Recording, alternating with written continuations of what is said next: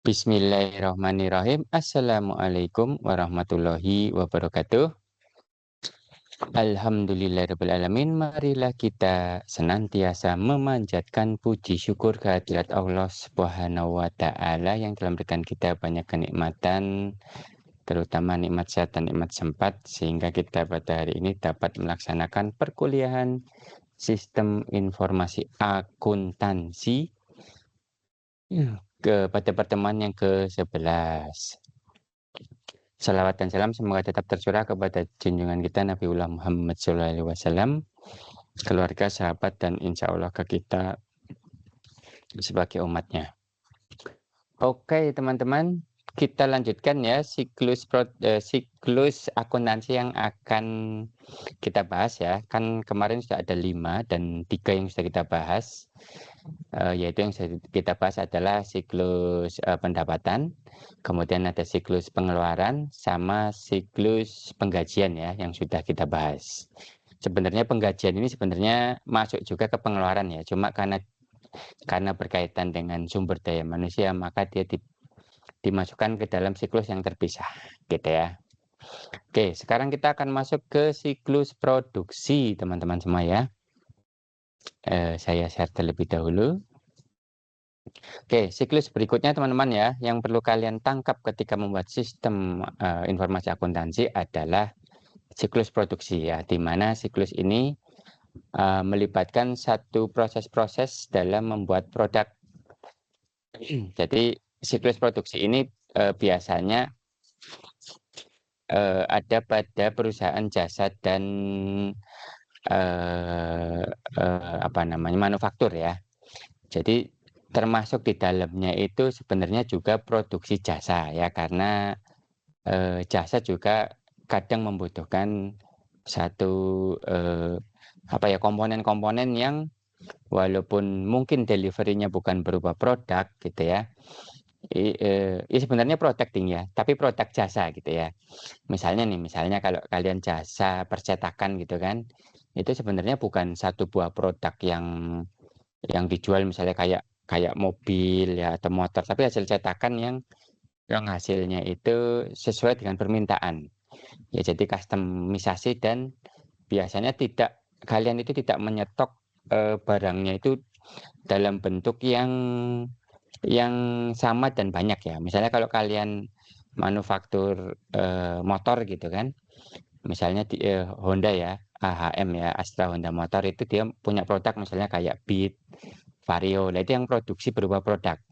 Tetapi kalau misalnya perusahaan kalian adalah perusahaan seperti software house misalnya, produknya adalah sebuah software yang custom, yaitu sebenarnya produk juga, cuma bentuknya jasa gitu ya. Kemudian mungkin kalau kalian punya misalnya perusahaan barbershop misalnya ya, itu sebenarnya jasa juga kan, jasa potong rambut gitu kan. Kan di mana potong rambut itu kan ada biaya-biaya juga kan, gimana kalian harus cost ya, itu harus bisa menghitung nanti setiap kepala itu merusak ya, atau membuat guntingnya itu rusak gitu ya. Itu harus bisa sampai sedetail itu. Ya jadi gitu ya teman-teman ya. Jadi produk di sini itu bisa produk hasil jasa dan produk hasil manufaktur ya. Oke, tujuan pembelajaran kita adalah untuk agar kalian nanti setelah belajar ini tuh mampu mendeskripsikan aktivitas-aktivitas bisnis utama dan pengambilan keputusan pada siklus produksi. Kemudian ancaman yang mungkin timbul pada prosesnya. Kemudian kalian melakukan kontrol ya untuk memitigasi atau menghilangkan ancaman-ancaman tersebut. Jadi sistem yang kalian buat itu nanti harus mampu juga menghilangkan ancaman itu ya teman-teman ya. Karena ancaman ini di samping akan mengganggu efisiensi, juga akan mengganggu perhitungan-perhitungan ya. Misalnya kayak terjadinya pencurian ya. Kalau dalam hal produksi itu ada pencurian komponen misalnya. Nah, itu bisa jadi menyebabkan produksinya terhenti atau menyebabkan keuangan kita itu jebol ya, karena ada ancaman pencurian. Kemudian yang kedua adalah kalian mampu menjelaskan putusan kunci ya, dan kebutuhan informasi pada saat merancang produk ya. Jadi pada saat merancang ya, bukan rancangan produk ini. Pada saat merancang. Jadi proses produksi ya, itu kalian tangkap juga even pada saat masih kalian merancang. Misalnya AHM tadi ya, merancang motor ya. Itu dirancang dulu kan, ya, proses merancangnya gitu kan. Kemudian nanti hasil dari rancangan itu apa, itu harus kalian sudah ambil juga data-datanya gitu ya. Kemudian mampu menjelaskan putusan kunci dan kebutuhan normasi pada saat perencanaan dan penjadwalan produksi. Nah, jadi nanti teman-teman ya, kalian juga harus bisa tuh nanti informasinya itu mendeteksi atau menyajikan pelaporan-pelaporan yang bisa apa sih namanya, memperbaiki perencanaan dan penjadwalan ketika produksi. Jadi sebelum produksi itu kan kalian akan merencanakan ya, ini dulu yang diproduksi, kapan selesainya gitu kan. Itu harus sudah dirancang gitu. Kemudian yang keempat, mampu menjelaskan putusan kunci dan kebutuhan informasi pada saat produksi beroperasi ya. Nah, tadi udah desain kan. Nah, setelah desain itu di planning ya. Produksinya itu seperti apa gitu ya. Misalnya kalau tadi motor ya, untuk memproduksi mesin itu butuh berapa jam atau berapa hari dan seterusnya gitu kan. Itu di planning ya. Kemudian ketika setelah planningnya itu selesai gitu ya, terjadi, baru kita melakukan operation ya. Nanti operation juga kita pantau ya. Kita pantau untuk mendapatkan data-data ya, sehingga kita bisa ubah menjadi informasi yang berguna untuk membuat operasional produksi itu menjadi lebih efektif dan efisien. Kemudian mampu menjelaskan putusan kunci dan kebutuhan informasi untuk mendapatkan akuntansi biaya yang akurat.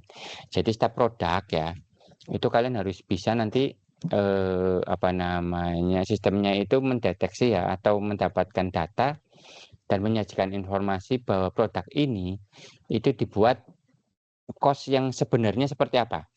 Jadi semakin akurat kalian membuat cost accounting-nya ini ya, atau akuntansi biaya ini lebih akurat, maka ketika pengambilan keputusan untuk menjual berapa sih harga sebuah produk, kemudian selain dari produksi ya yang sudah akurat tadi kan, tentunya ada transportasi ya, ada marketing. Itu kalau datanya sudah akurat atau keren, kalian tidak akan kecolongan dalam hal mendapatkan margin atau profit gitu ya. Gitu. Karena dalam sebuah produk itu sebenarnya nggak cuma biaya komponen saja ya, atau yang dibutuhkan gitu. Bisa juga ada termasuk di dalamnya biaya listrik gitu ya, biaya apa namanya, gaji dari karyawan yang ada di lini produksi. Yaitu nanti datanya akan di-compare dengan siklus-siklus pada yang lain ya. Kayak kayak komponen itu nanti kalian ngambilnya itu dari siklus pengeluaran ya. Kita kan beli-beli komponen gitu kan. Lah itu dikonfirm ke situ. Dan nanti biaya tenaga kerjanya itu dari siklus penggajian. Dapat kan? Dan nanti biaya listriknya itu dari pengeluaran-pengeluaran yang selain dari komponennya, atau selain dari inventory. Jadi seperti itu teman-teman ya, sehingga kalian bisa tahu bahwa produk ini itu biayanya sekian dengan rincian A, B, C, D sampai Z mungkin ya gitu. Sehingga kita jual dengan harga sekian untuk mendapatkan profit. Oke, kita masuk ke pengertian dari siklus produksi ya teman-teman ya. Siklus produksi adalah aktivitas bisnis beserta proses pengolahan informasi terkait yang berhubungan dengan pembuatan produk. Dalam hal ini itu produk yang untuk dijual ya. Pembuatan produk, produk ya, produknya itu bisa jasa, bisa manufaktur ya. Dalam hal ini seperti itu ya. Atau gini, biar nggak bingung ya. Itu kita kan produknya bisa berupa jasa ya. Jadi kita bikin produk atau jasa juga ya. Proses produksi ya. Produksi produk atau jasa ya. Merancang produk atau jasa. Kemudian pada penjualan produksi produk dan jasa ya maksudnya ya. Oke, mendapatkan akuntansi biaya yang akurat. Oke, lebih di ini wah, iya. Produk atau jasa ya, dalam kurung untuk dijual ya. Tujuan utama dari siklus ini teman-teman ya, kalian dalam membuat sistem informasi ini adalah untuk memproses informasi dari siklus pendapatan ya. Jadi tadi saya sempat singgung ya. Jadi dari siklus pendapatan itu kita mendapatkan data-data berupa pesanan produk dari konsumen ya. Misalnya kalau kita menjual produk A, kali ini produk konsumen ya, lebih relevan kalau kita menjual produk fisik ya, bukan produk jasa gitu ya. Misalnya nih motor tadi ya, tadi AHM ya saya nyontohin, itu ada permintaan kan, permintaan motor itu dari pendapatan ya. Jadi di pendapatan kan ada namanya back order ya. Jadi ada produk-produk yang dipesan gitu ya, karena memang stoknya kurang ya, atau stoknya nggak ada gitu ya. Informasi dari siklus pendapatan berupa pesanan produk dari konsumen ya. Kemudian membuat perencanaan produksi dan kebutuhan inventaris dan biaya-biaya operasional lain untuk memproduksi barang tersebut ya, sehingga mengurangi resiko kurang atau over produksi. Ini bahasa Inggris jelek ya. Resiko kurang atau kelebihan produksi ya. Jadi paling pas itu teman-teman ya, ketika si konsumen butuh barang, barangnya ada, tetapi kita nggak punya banyak-banyak di belakang. Nah, gitu ya. Ketika konsumen butuh barang 10 biji, barangnya ada, tetapi kita nggak nyetok sampai 1000 barang, gitu kan. Nah, itu yang 1000 barang itu kan kita nggak tahu apakah dia produknya akan laku ya, atau mungkin lakunya lama ya, sehingga akan mengendap dana kita di situ. Nah, kita nggak tahu. Makanya yang pas adalah ketika si konsumen butuh produk, barangnya ada. Tapi ya, tapi ini ada tapinya. Adanya itu pas seperti permintaan konsumen. Syukur-syukur ya konsumen minta 100 ada 100 ya. Tetapi di stoknya nggak ada. 0 gitu ya. Begitu nanti ada konsumen pesan 1000, barang ada 1000. Langsung habis gitu ya. Kalau bisa seperti itu. Lah semakin kecil gap antara pesanan atau antara barang terjual dengan barang yang ada di stok, berarti perencanaan kalian semakin bagus. Nah, ini fungsi dari sistem kita itu untuk membuat gap antara permintaan konsumen dengan stok barang kita itu sesedikit mungkin. Gitu ya. Oke, sekarang kita lihat di konteks diagramnya ya teman-teman ya, bahwa siklus produksi ini sangat berkaitan erat dengan siklus-siklus yang lain. Gitu ya teman-teman ya. Siklus yang lain kan ada 5 lah ya. Iya sebenarnya ada 4 gitu ya siklus yang kita belajar. Cuma di sini ada manajemen ya. Manajemen ini sebenarnya bukan source ya. Yang ini bukan source yang manajemen ini. Tetapi dia adalah tujuan dari siklus produksi kita itu berupa report ya, atau berupa laporan pada pihak manajemen. Makanya dia cuma satu arah saja gitu ya. Kemudian teman-teman ya, pertama nih kita dari siklus pendapatan ya. Nah, kita mendapatkan data apa nih dari siklus pendapatan? Kita akan mendapatkan data berupa pesanan customer ya. Itu ya, pesanan customer, dan dari siklus pendapatan ini kita dapat data itu perkiraan penjualan teman-teman ya. Gitu. Nah, kalau customer order kalian jelas lah ya, bahwa ketika ada order customer kemudian barang kita itu ada, ini namanya back order lah ya. Kemudian ngasih info gitu loh. Oh, ini ada pesan konsumen nih belum terpenuhi ya. Maka dibuatlah sejumlah itu, gitu kan. Gitu. Cuma kan kita nggak tahu nih apakah konsumennya itu mampu bukan mampu ya, mau menunggu apa tidak. kadang ada konsumen yang tidak mau kan. Nah, kalau sampai kehabisan itu jadi masalah ya, karena nanti mereka akan membeli produk dari produksi perusahaan lain. Paham ya teman-teman ya? Lah kalau kita punya perakiraan penjualan itu asik lagi gitu ya. Makanya ini penting nih, penting yang ini. Ini di mana sistem kita itu akan sangat berguna. Kalau sistem kita bisa membuat perkiraan penjualan yang sangat-sangat akurat. Misalnya nih, ya bulan depan sistem kita bilang ya, kita ada namanya perkiraan penjualan itu 1000 item. Nah, kan kita bikin dong 1000 item untuk melayani permintaan bulan depan. Ternyata perkiraannya tepat gitu ya, laku 995 di bulan itulah. Itu yang paling bagus itu seperti itu. Ya, begitu kalian produksi itu barang langsung terjual. Jadi tidak ngendon terlalu lama. Itu kegunaan dari sales forecast itu seperti itu. Paham ya? Nah, nanti dari production cycle ini, siklus produksi itu akan memberikan barang ya, data barang yang sudah selesai. Misalnya, oh ini saya ada 1000 item Honda Beat di gudang gitu kan. Nah, sehingga dari pihak penjualan ya, marketing termasuk di sini kan ada marketing kan. Itu dia leluasa menjual produknya. Gitu ya, teman-teman. Ini aliran data yang diambil dan diberikan pada siklus pendapatan. Kemudian kita lihat ya aliran data yang diberikan dan diambil dari siklus pengeluaran. Ya, termasuk di sini adalah pembelian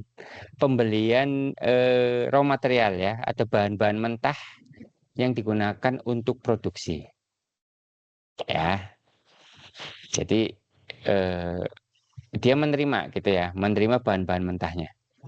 Oh, sorry. Tentunya gini, sebelum berproduksi ya, kan setelah merancang produk, kita tahu bahwa produk ini butuh komponen ini, kita butuh bahan tersebut dong. Nah, bahan tersebut yang kita butuhkan itu datanya kita lempar ya ke siklus pengeluaran. Untuk apa? Untuk membeli barang tersebut. Ini namanya purchase requisition, itu permintaan untuk pembelian barang. Gitu ya, yang digunakan untuk melakukan produksi. Nah, kemudian si siklus produksi ini akan mendapatkan data berupa material-material yang sudah dibeli dan ada di gudang atau sudah diterima gitu ya.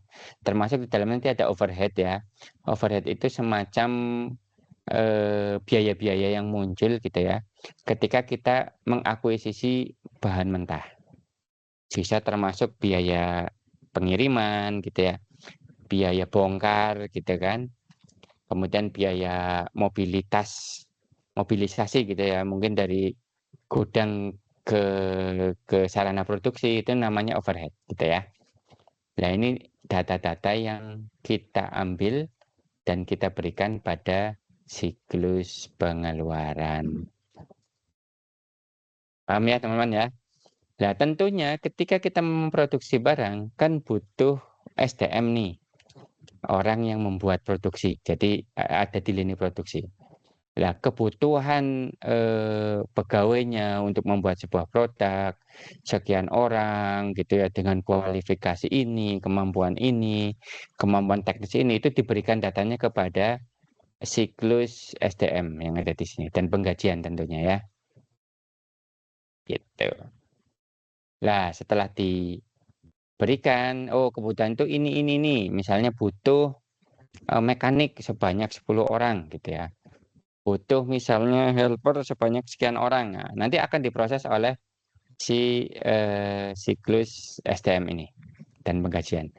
Nah, nanti cost-nya ya atau biaya yang timbul atas pemakaian tenaga kerja itu dilaporkan ya, datanya itu dilaporkan ya berupa labor cost ya, biaya dari tenaga kerjanya.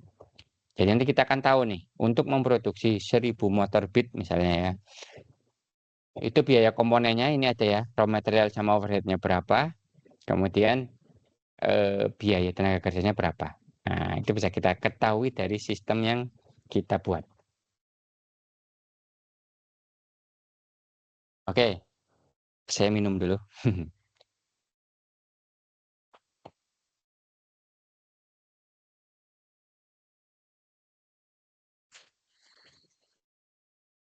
Gimana teman-teman? Dipahami ya?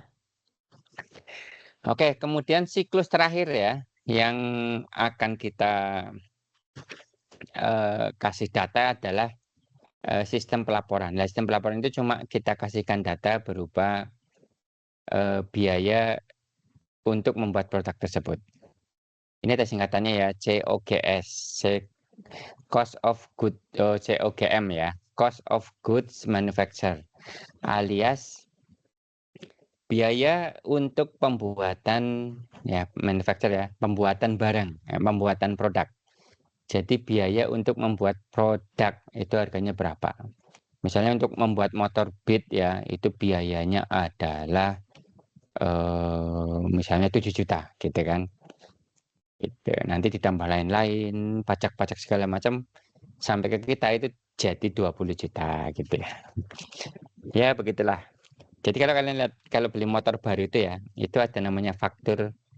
Itu nanti kalian bisa tahu harga produk dari yang kalian beli, harga sebenarnya. Ya misalnya kayak tadi itu Honda Beat paling sekitar 7 juta ya. Setelah sampai ke kita karena ada biaya pajak, biaya segala macam. Nah, nanti jadi misalnya 15 atau 18 juta gitu. Ya, kemudian laporan-laporan ya bisa di-generate pada siklus produksi untuk dibaca oleh pihak manajemen dan digunakan untuk informasi dalam melakukan pengambilan keputusan bisnis ya dari perusahaan kita. Nah, kebayang ya, asik ya kalau kita punya sistem akuntansi yang seperti ini. Sangat robust dan sangat keren ya. Kita tinggal lihat dashboard saja, bisa tahu harganya, kemudian kita harus jual berapa gitu kan. Kalau ada info-info data dari kompetitor ya, kita bisa bandingin ya, apakah produk yang kita buat ini terlalu mahal atau terlalu murah gitu kan. Terlalu mahalnya kenapa nih kita bisa tahu ya penyebabnya apa. Kalau terlalu murah juga kita bisa tahu nanti penyebabnya apa.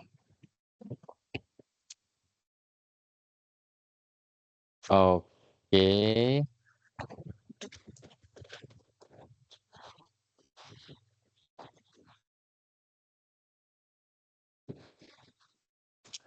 Oke. Nah, ini konteks diagramnya ya teman-teman ya.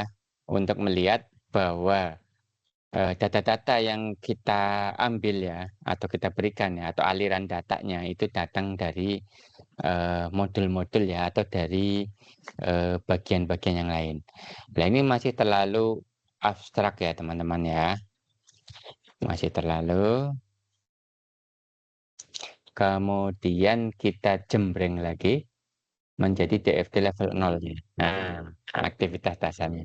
Ingat ya teman-teman ya, bahwa dari masing-masing data source, ya ini sumber data, datanya apa aja, misalnya dari revenue cycle ya, ke proses yang kedua ini teman-teman ya. Ini ada 3 aliran data, maka yang di sini juga harus ada 3 aliran data ya. Mana revenue cycle ya, ini customer order, sales forecast. Ini cuma satunya ke sana ya, ini aneh nih. Sales forecast, oh iya, satunya ke sini ya. Ini maksudnya, ya benar. Jadi kalian kalau membuat eh,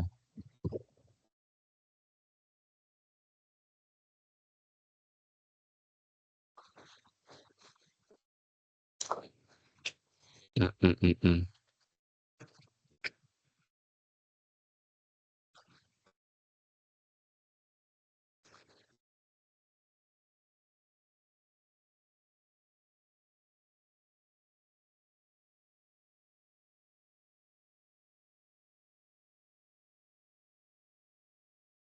Oke, semacam itu ya teman-teman ya. Jadi intinya kalian kalau membuat antara konteks diagram, kemudian masuk ke DFT level 0, kemudian masuk lagi ke DFT level 1, itu kalian harus konsisten antara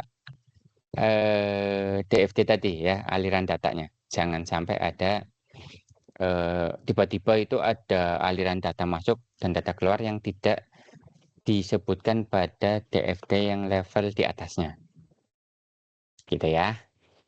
Kemudian kita lihat ya teman-teman ya, bahwa di siklus produksi ini kita pecah menjadi 1, 2, 3, 4 ya, menjadi 4 proses. Yang pertama adalah proses ketika kita melakukan kegiatan dalam merancang sebuah produk gitu ya. Jadi ada product design di sini. Jangan lupa ya teman-teman ya, di sini ada thread-nya, ada ancamannya yang bisa kalian lihat nanti pada slide berikutnya. Misalnya, tadi ancaman keempat ya, ini adalah rancangan produk yang jelek ya, yang menyebabkan pembengkakan biaya. Nah, itu ada juga ya. Nah, ini nanti mitigasinya apa di sini? Nah, enak banget ya, sudah disebutkan dan diringkas dengan sangat baik oleh pengarang buku ini. Oke, pertama kita lihat ya, pada saat melakukan product design teman-teman ya, itu tidak ada info ya yang kita dapatkan dari siklus yang lain ya, karena ini tidak ada kaitannya dengan siklus yang lain gitu ya. Jadi ya merancang aja, jadi merancang kan belum membutuhkan komponen gitu kan, hanya merancang saja. Jadi komponen sebenarnya itu belum dibutuhkan atau biaya tenaga kerjanya belum dibutuhkan, hanya berupa istilahnya apa ya, tulisan saja gitu ya.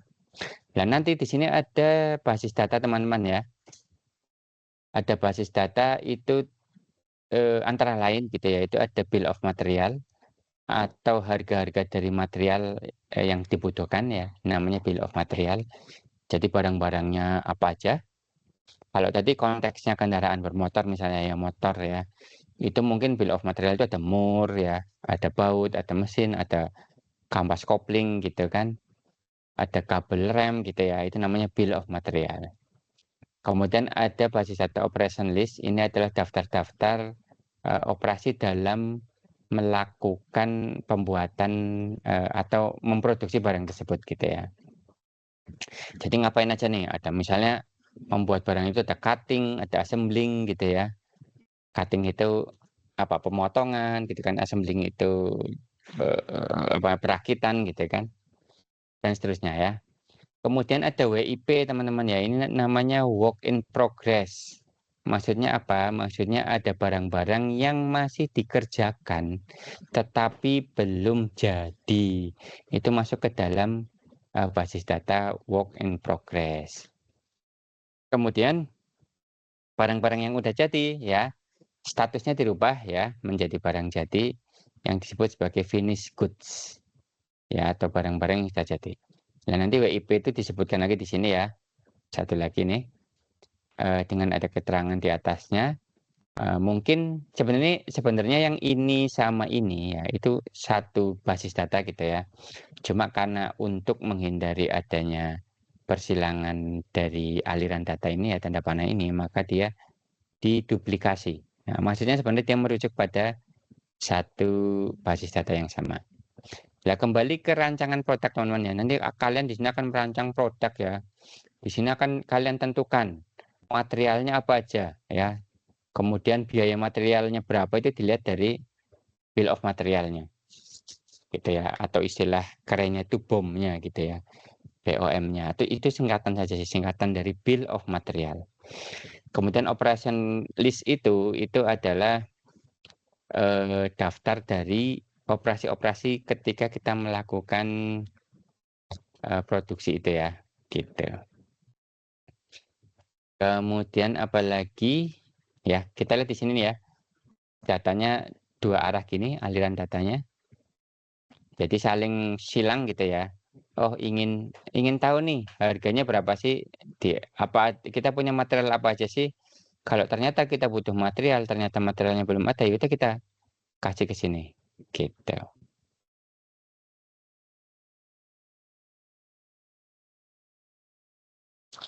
Oke, itu langkah pertama ya. Kita lakukan rancangan produk. Kalau rancangan produk udah kita buat gitu kan, termasuk dalamnya adalah urutan-urutan langkah-langkah ketika kita membuat produk gitu kan. Kita lakukan planning ya. Namanya planning dan scheduling ini, gitu.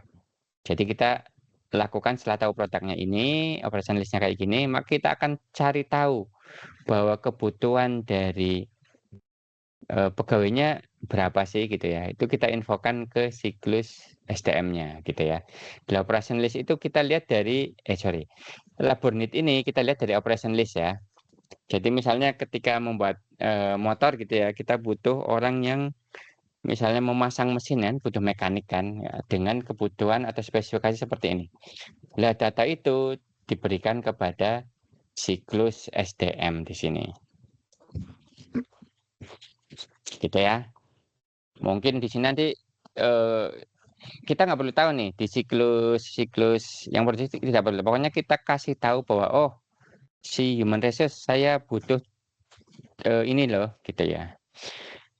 Kebutuhan saya itu ini loh gitu ya, labor need segala macam. Nah, nanti di apa namanya di compare dengan data yang ada di siklus SDM untuk kita lihat apakah eh, karyawan yang kita punya gitu ya, tenaga kerja yang kita punya itu sesuai dengan kebutuhan dari produksi apa tidak. Kalau tidak ya dia harus hire nih di sini ya.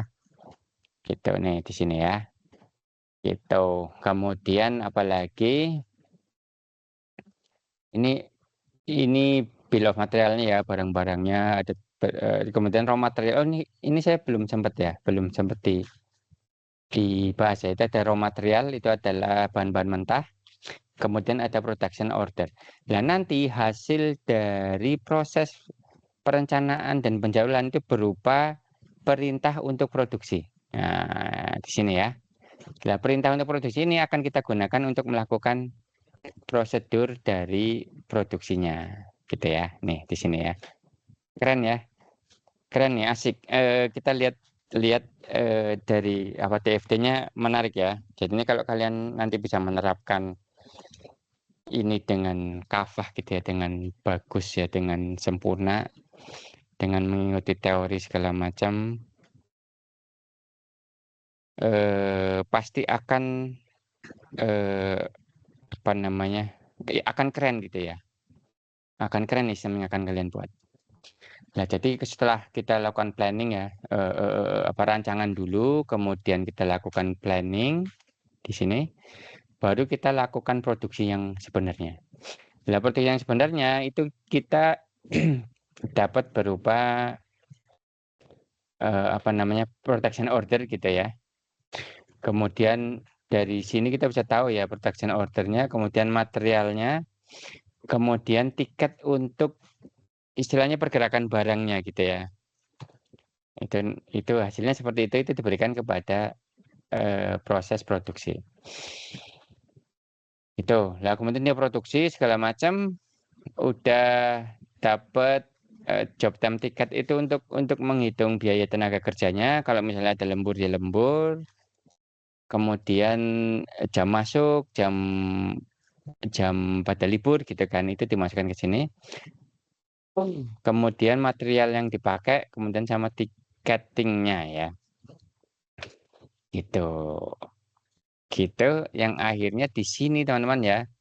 Kita lihat ya di cost accounting ini kita akan menghitung semua biaya dari produksi barang. Setelah kita hitung ya dari informasi harga materialnya, kemudian proses produksinya, dari biaya tenaga kerjanya gitu kan. Kemudian info dari produksi bahwa barang tersebut sudah jadi, maka akan kita ketahui biaya-biayanya yang akan kita laporkan pada sistem pelaporan. Kemudian laporannya juga kita kasihkan ke manajemen di sini.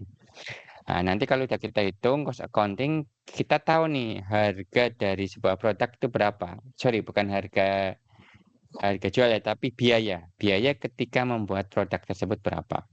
Itu dimasukkan ke dalam basis data yang disebut sebagai barang yang sudah jadi. Misalnya tadi ya,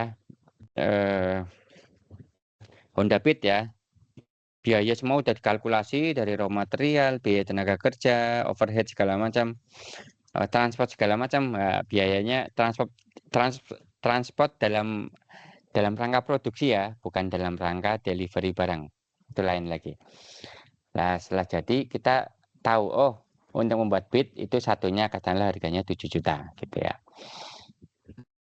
Oke, kurang lebih seperti itu DFT level 0-nya ya. Nah, nanti threat-threat-nya ya atau ancaman-ancaman yang muncul dari masing-masing proses teman-teman di sini ada segitiga. Segitiga ini silakan kalian pelajari ya. Kalian pelajari dan kalian pahami ya. Karena akan sangat membantu nanti ketika kalian mendesain aplikasinya. Biar tidak terjadi hal-hal yang ada di sini teman-teman ya. Kalian tuh harus melakukan yang ada di sini dan harus diselaraskan dengan aplikasi yang akan kalian buat. Ya, datanya apa, informasinya apa, itu ada di situ semua. Gitu ya, termasuk nanti ada kegiatan dalam melakukan misalnya backup segala macam itu ada di situ. Oke ya, teman-teman ya, silakan dipelajari.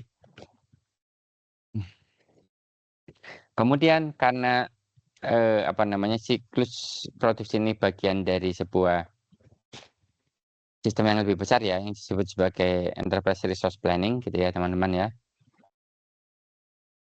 Maka di sini ada semacam overview ya atau apa helikopter view gitu ya dari sistem ERP ya untuk mendukung siklus produksi ini. Yang pasti yang atas itu namanya input ya teman-teman ya. Ini inputnya, ini input ya. Input itu berupa spesifikasi produk gitu kan. Nah itu input-input ini teman-teman ya nanti akan dimasukkan ke dalam ya datanya itu ya. Itu ke dalam namanya sistem produksi ya. Jadi sistem informasi produksi online ya. Jadi udah di-online kan ya. Dan nanti di sini masuk ke dalam satu apa sih namanya? CIM itu singkatannya apa nih? Jadi manufaktur. Jadi proses untuk melakukan produksi ya, kontrol segala macam. Jadi produksinya itu ada di sini teman-teman sebenarnya. Ini produksinya ya.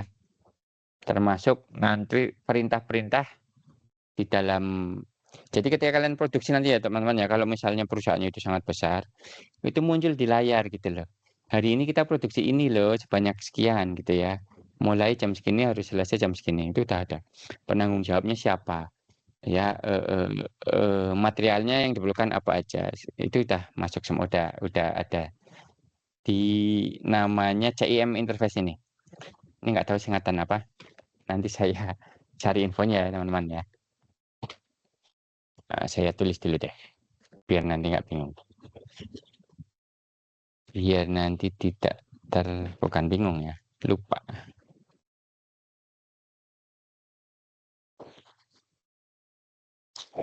CIM adalah, nah nanti saya cari infonya. Intinya sih dia berupa antar muka ya yang menampilkan instruksi dan jadwal produksi gitu ya. Nah, kemudian nanti ini database-nya ya teman-teman ya. Database-nya ada di sini ya. Yang terlibat dalam siklus produksi ada bill of material, operation list, master production schedule, inventory, production order, work in process. Kemudian di sini ada inquiry processing system gitu ya. Nah, ini yang akan memantau status dari produksi kita gitu ya. Termasuk nanti ada info-info tentang status dari produksi ya itu untuk bekal dari sales gitu ya. Misalnya nih ada orang mau beli motor apa sekarang lagi viral Honda EDV misalnya ya. Kan dia bukan ya kayak nggak kayak kacang goreng jadi dibikinnya nggak terlalu. Kadang ada yang sampai inden ya kayak Yamaha NMAX itu juga kadang ada yang inden gitu ya. Itu bisa tahu ya. Jadi salesnya bisa tahu, oh ini inden Pak misalnya ya. Kalau mau beli baru ada seminggu lagi, 2 minggu lagi dan seterusnya. Kemudian ada protection status, oh sama ya di protection planning juga. Kemudian analisis biaya untuk panduan bagi cost accounting. Kemudian ada laporan kinerja ya. Itu untuk pengambilan keputusan oleh supervisor di pabrik atau manajemennya ya. Jadi gitu ya. Kemudian ada ini, di sini adalah integrasi siklus produksi dengan siklus lain.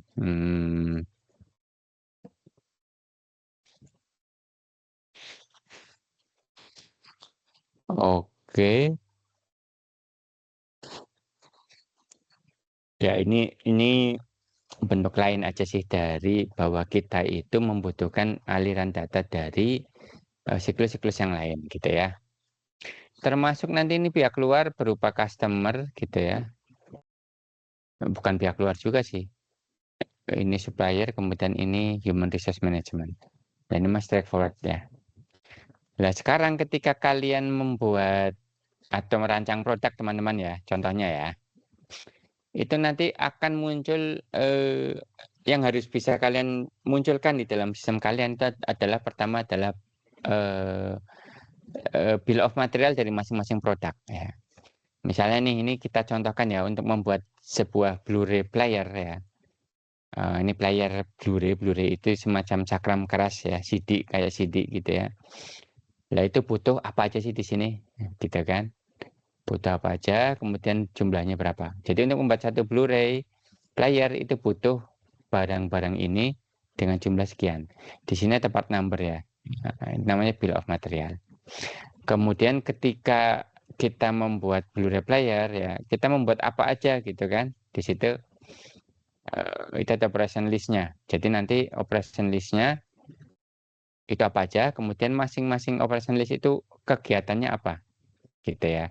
Nah, nanti kegiatannya apa, menggunakan mesin apa, itu ketahuan ya, harus ditulis ya, harus dilaporkan. Kemudian proses tersebut butuh waktu berapa menit atau berapa lama gitu ya. Nah, baru nanti kita buat berdasarkan BOM sama operation list itu jadwal produksi gitu ya. Oke. Ya, jadi kita harus bisa memprediksi nih ya, memprediksi ini namanya ada permintaan juga ya. Jadi sini ada nih teman ya, ada lead time. Lead time itu adalah waktu yang digunakan untuk memproduksi satu buah produk. Itu misalnya 1 pekan gitu ya. Oke. Kemudian mana ini ya.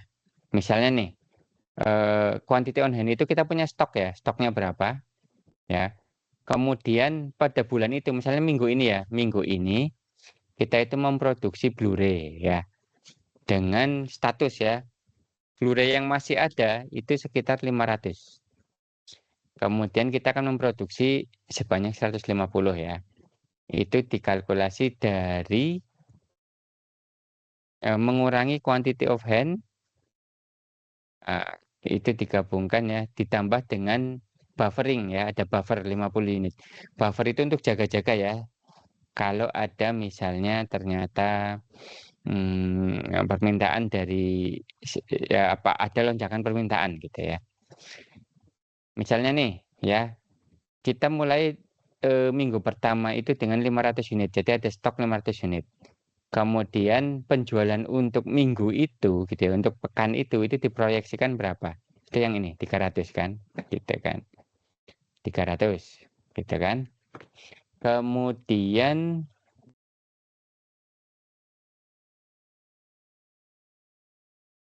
ini minggu 1 minggu 2 itu diproyeksi lakunya itu ya, itu 300 dan 300 kan. Ditambah 50 unit ya, 650. Jadi butuh 650 nih. Jadi kita udah tahu eh, eh, bulan ini dan bulan depan itu forecast-nya berapa gitu kan. Itu dijumlahkan saja teman-teman ya. Kan ini butuh berapa sih? 600 ya. Nanti dikurangi 500. Itu berapa? Tinggal 100 ditambah buffer. Ya, jadi ditambah 50. Jadi hasilnya 150. Gitu ya. Sehingga nanti di akhir bulan teman-teman ya, ini net available itu stok ya dikurangi dari oke ya, quantity on hand.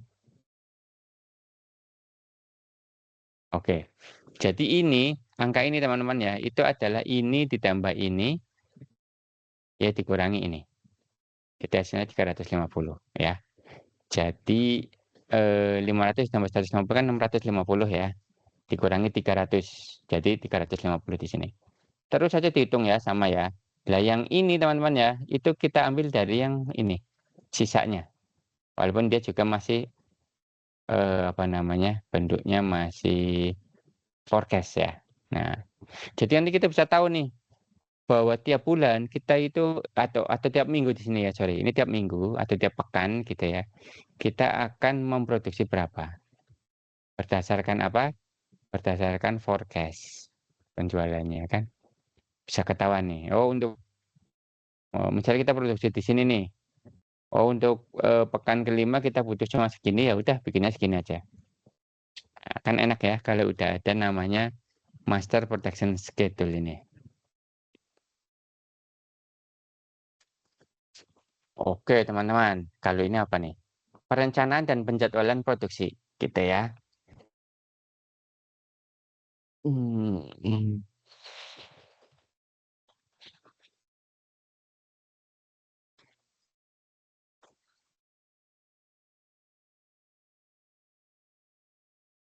Oke, kita ingin tahu masing-masing komponen ya yang dibutuhkan. Nanti dikalikan ya dari perencanaan tadi dengan jumlah produk yang akan kita buat, gitu.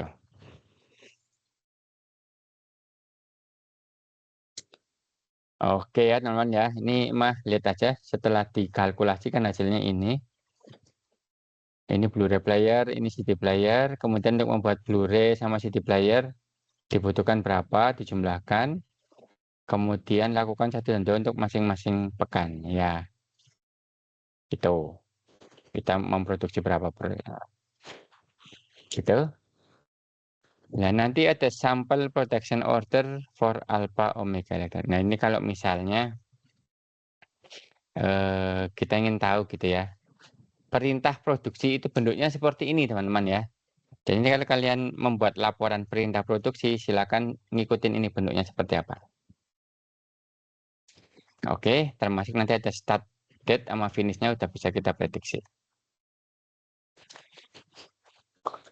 Oke, apalagi ini sampel production ya. Ini sampel materialnya. Butuh materialnya berapa? Gitu ya. Termasuk nanti biayanya untuk eh, order produksi nomor berapa gitu ya. Kan di sini ada nih. Yang mana ya? Yang ini ya. Eh, terus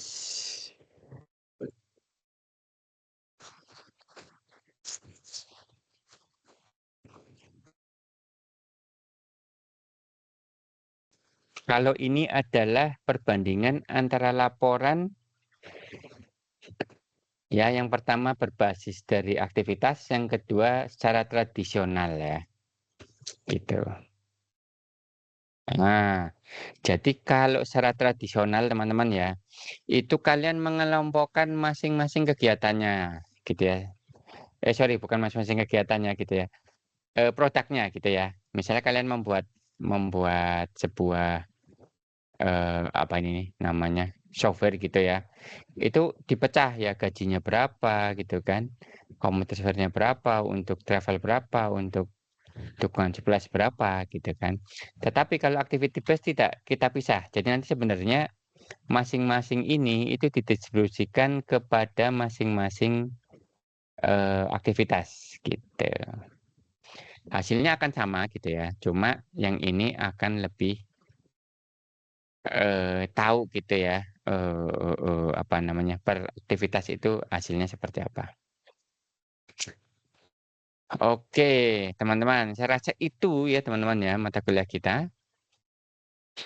Untuk siklus produksi, lah saya udah kasih sampel juga pelaporan-pelaporannya. Jadi nanti kalau kalian membuat sistem, silakan diikuti sampel laporan-laporan tadi, gitu ya. Oke, sebenarnya saya mau lanjut ke siklus pelaporan teman-teman ya. Cuma karena nanggung lah ya, nanggung ya. Saya akhiri aja dulu dari siklus akuntansinya. Ini nanti saya upload teman-teman ya. Saya buat nanti saya upload ke YouTube gitu ya, silakan dipelajari di situ ya. Dan nanti mulai pekan depan teman-teman kita sudah masuk ke bagian basis datanya. Kemudian atribut-atribut apa dari masing-masing entitas yang dibutuhkan untuk membangun basis data. Dan nanti ya teori atau materi pekan depan itu akan kita align ya, dan akan kita gabungkan ya sama materi pada sistem manajemen basis data. Jadi nanti akan saya jadikan tugas juga untuk sistem manajemen basis data ya, karena berkaitan, saling berkaitan. Gitu ya teman-teman ya, saya rasa mungkin nanti kalau mau nanya-nanya silakan di grup saja gitu ya.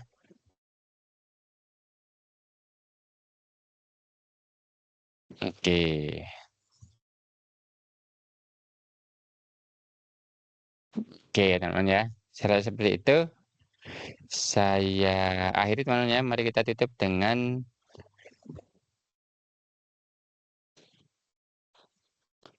membaca doa kafaratul majelis. Bismillahirrahmanirrahim. Subhanakallahumma wa bihamdika asyhadu alla ilaha illa anta astaghfiruka wa atubu ilaik. Terima kasih banyak, saya akhiri. Wassalamualaikum warahmatullahi wabarakatuh.